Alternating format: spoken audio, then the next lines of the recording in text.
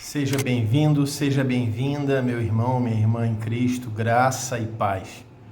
Muito bom ter você novamente aqui, mais um episódio do Meditai. Hoje nós vamos falar sobre um tema bem simples, bem rapidinho, chamado Aprendendo a Ouvir.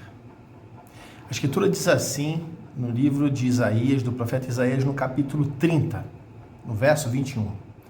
Quer você se volte para a direita, quer para a esquerda, uma voz nas suas costas dirá a você: este é o caminho, siga-o. Um dos ministérios do Espírito Santo, do Espírito de Deus, é nos conduzir para a vontade de Deus em nossa vida. Lá no Evangelho de João, no capítulo 16, no verso 13, Jesus disse o seguinte a respeito do Espírito Santo: mas quando vier aquele Espírito da verdade, o Espírito que comunica a verdade, ele vos guiará em toda a verdade plena, a verdade absoluta. Essa é talvez a principal missão do Espírito de Deus. As pessoas costumam orar pedindo discernimento. Muitas vezes isso acontece na nossa vida. Muitas vezes a gente está diante de situações em que a gente ora a Deus pedindo para que Ele nos diga o que fazer. A gente não sabe que decisão tomar, a gente não sabe que caminho escolher, o que decidir, o que fazer.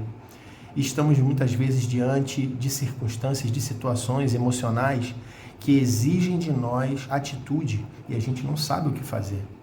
Então é comum que nessas horas a gente busque de Deus uma direção, uma orientação, e a gente suplique ao Senhor pelo caminho, pela decisão correta nessas situações específicas.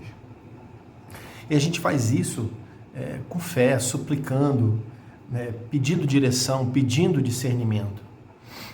Mas antes que Deus possa operar e imprimir em nós a sua vontade e a sua orientação, é necessário que algumas coisas aconteçam primeiro. Eu quero falar sobre 3 pontos nesse nosso breve vídeo.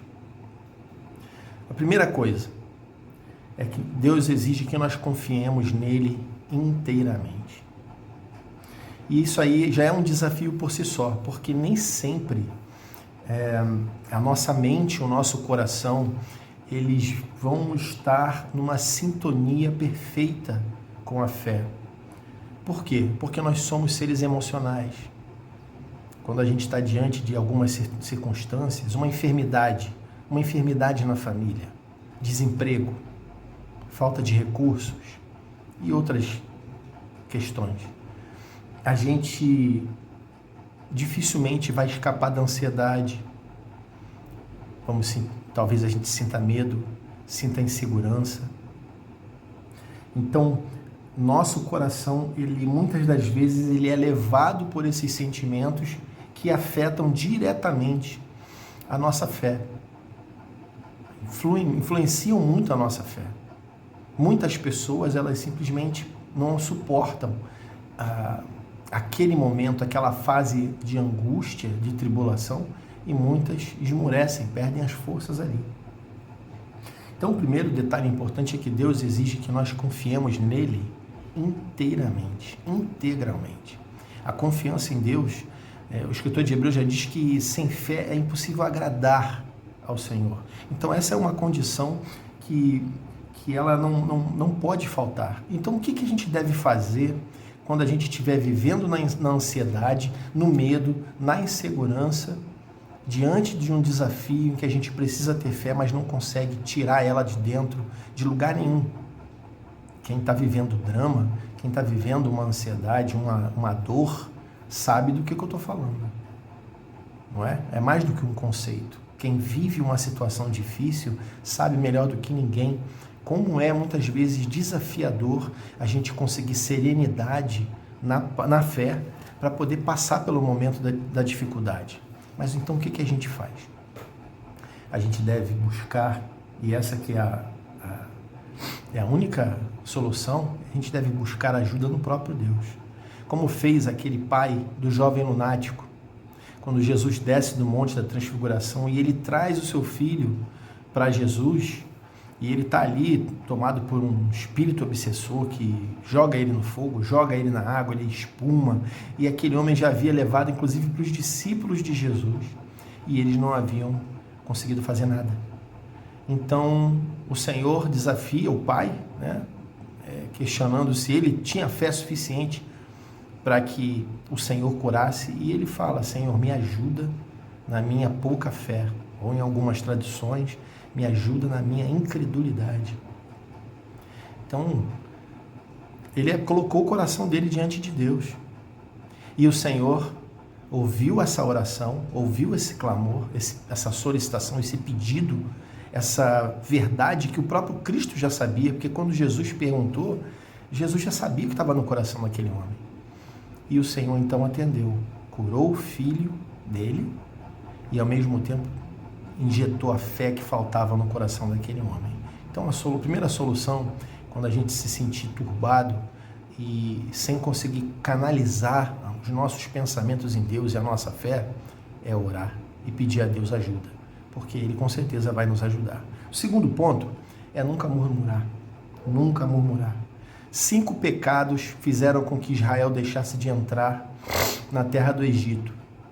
Na verdade, 5 pecados foram um desafio, mas um deles foi, na verdade, aquele que a Escritura vai citar, que foi por esse motivo, por essa razão que eles não entraram na terra. Os 5 pecados são cobiça, idolatria, tudo que foi praticado por aquele povo no deserto. Cobiça, idolatria, imoralidade sexual. Puseram o Senhor à prova muitas vezes, mas o pior de todos, a murmuração. Murmurar é um tipo de pecado que Deus abomina, porque a murmuração, ela depõe contra o próprio caráter de Deus. Então isso é algo que a gente tem que tirar da nossa vida, e é uma coisa muito comum. Quando a gente vê, a gente se pega murmurando, reclamando, questionando. E a murmuração tem um problema, porque ela tem um poder de influência muito grande, de afetação muito grande. Ela corrompe muito fácil. Uma pessoa que murmura o tempo todo, cola com uma pessoa, de repente, sei lá, está murmurando no trabalho, cola com alguém, começa a falar, daqui a pouco aquela pessoa que está ouvindo já está contaminada, incendiada, está com raiva do chefe, está com raiva de um colega que nunca fez nada a ele, e a coisa vai e vai. Então esse é um pecado que Deus abomina. Israel no Egito deixou de ser abençoado, deixou de entrar na terra, toda uma geração caiu ali por causa da murmuração. E o terceiro ponto, para encerrarmos, é que nós devemos saber aguardar o tempo de Deus. Queridos, tudo em Deus tem um propósito. E a gente só vai entender plenamente o propósito, o plano de Deus, depois que a coisa passa. Muito dificilmente alguém vai ter um discernimento prévio daquilo que está acontecendo. Você quer ver um exemplo disso? Marta e Maria. Um vídeo anterior nós falamos sobre Lázaro. Dá uma olhadinha na playlist e assiste esse vídeo aí. O que acontece? Marta e Maria mandaram alguns servos, né, procurarem Jesus. Jesus estava a cerca de 60 quilômetros, 50 a 60 quilômetros de distância do lugar da casa deles, ali em Betânia. E Lázaro, o irmão delas, estava muito doente. Então elas mandaram aqueles servos desesperadamente até lá. E eles conheciam Jesus, porque Jesus constantemente estava na casa de Lázaro. Era um ponto logístico importante para Jesus, para o seu ministério. Quando eles chegaram lá, um dia de caminhada, até chegarem aonde Jesus estava, eles foram logo: Senhor, Jesus, olha, Lázaro, teu amigo, aquele a quem tu amas, ele está muito enfermo, e Marta e Maria pediram para a gente vir aqui, para o Senhor voltar lá urgente para poder orar nele. O que Jesus fez? Tá bom, tá. Não foi. E Jesus ficou ali mais 2 dias.